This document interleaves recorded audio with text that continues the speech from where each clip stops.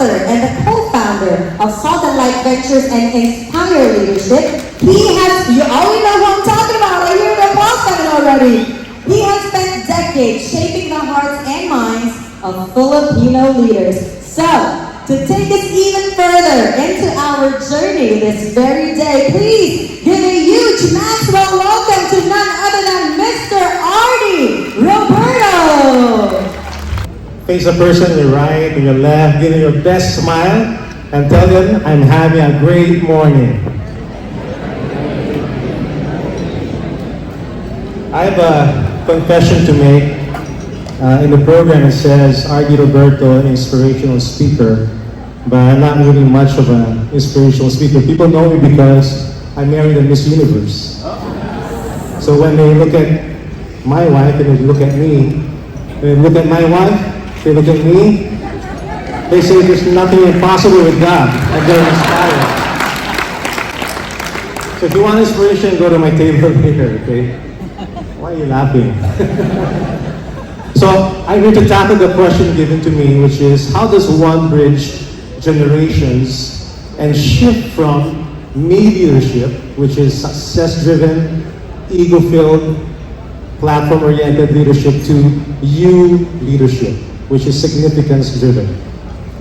And how do we encourage this nation's next generation of leaders to be less me-centered and other-centered?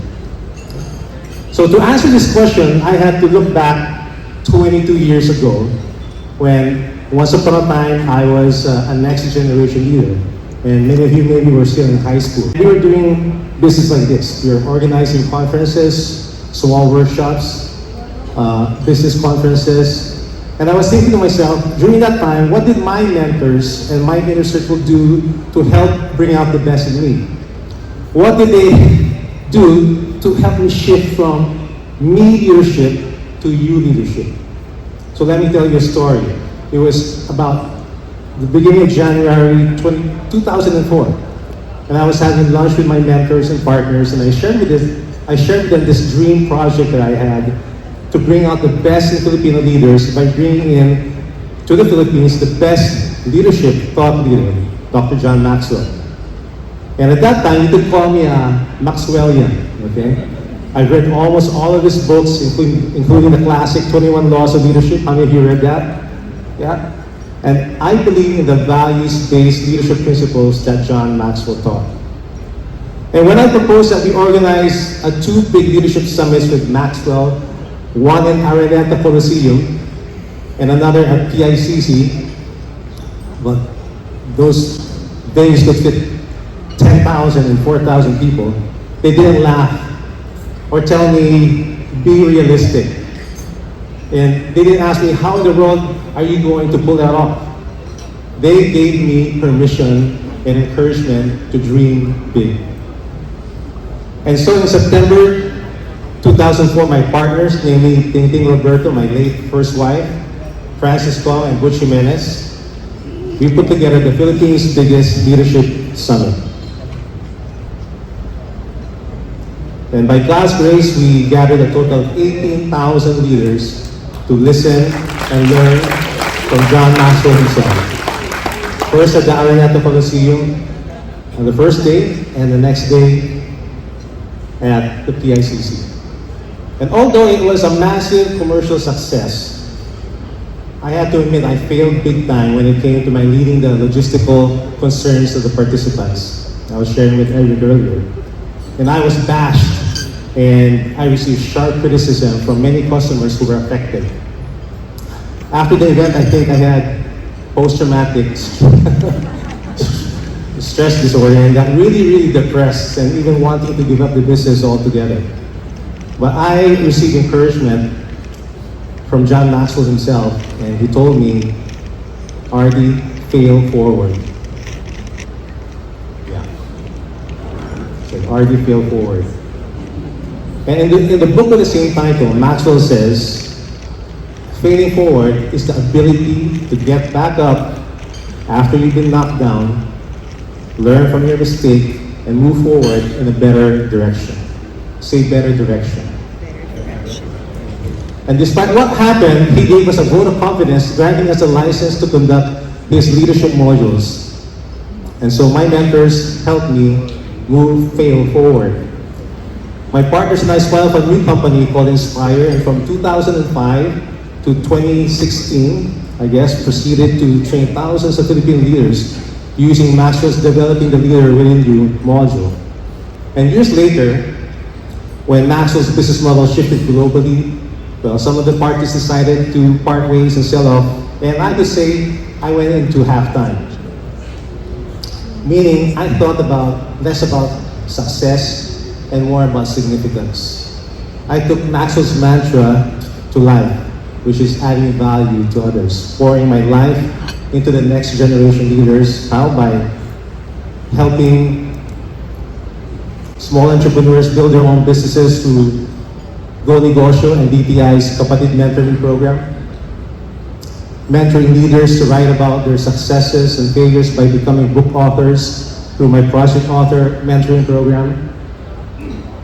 And training young leaders how to discover God's purpose, vision, and mission for their lives as Haggai Leadership Facilitators. And somewhere in between, planting a church with my wife in the island paradise of Boracay during the pandemic.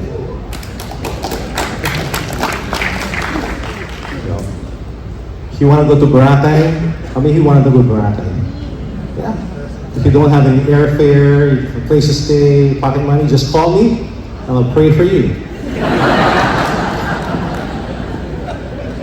So, but yet in doing all of this, you know what has become my biggest challenge?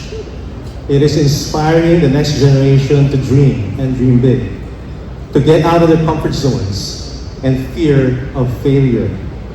Because I discovered that our country has a problem. It is that this next generation's Filipino leaders have no dreams. In a 9-year study conducted by Dream Project PH, 8 out of 10 Filipinos have given up on their dreams or don't bother to have one at all. My good friend Boris Joaquin wrote an article about this in Rappler, and he says there are 5 reasons why Filipinos don't have dreams. But for lack of time, I'll only mention 2. The first one is lack of conversations, or encouraging conversations to be specific. They don't have mentors to nurture a dream. And number 2, lack of role models. Basically, their elders, the parents, teachers, older people around them have discouraged them to dream and make a difference. Boris says, many in our generation have had mindsets shaped by previous generations where this thinking prevails. You study so that you can graduate, so that you can get a well-paying job. Now, to whom can our young generation look to envision a purpose or dream for their lives beyond a well-paying job? In other words, our next generation leaders' dreams are like this. Reminds me of this. You know what this is? What kind of egg? Balut. It's a yeah, you like balut, right, Jill? And yeah, it's something that, let me show a picture. And maybe I can ask my wife to give some balut to Craig and Chris. Yeah. Yeah, maybe he wants one more, so you can put it on the table, okay? But basically, what is a balut? What is a balut? It's what? It's a duck egg. What else? It's basically an aborted duck. It's an aborted duck. A duck fetus that was aborted. Yes, you're gonna eat that. Eaten while too young, and not given a chance to grow and mature and fly high, and become instead what? If it reaches full potential, what would that balut would supposed to be? Instead of this, it should be. Yeah, you enjoy the balut. Come on, Chris, you can do it.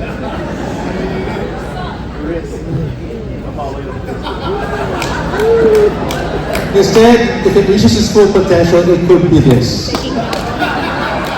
Right?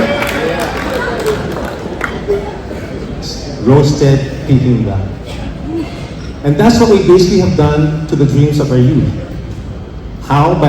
We've aborted their dreams by modeling or tolerating corruption, by having a pwede na mediocre mindset, by not caring, by telling with our actions that the country is not worth living. I've been dying for.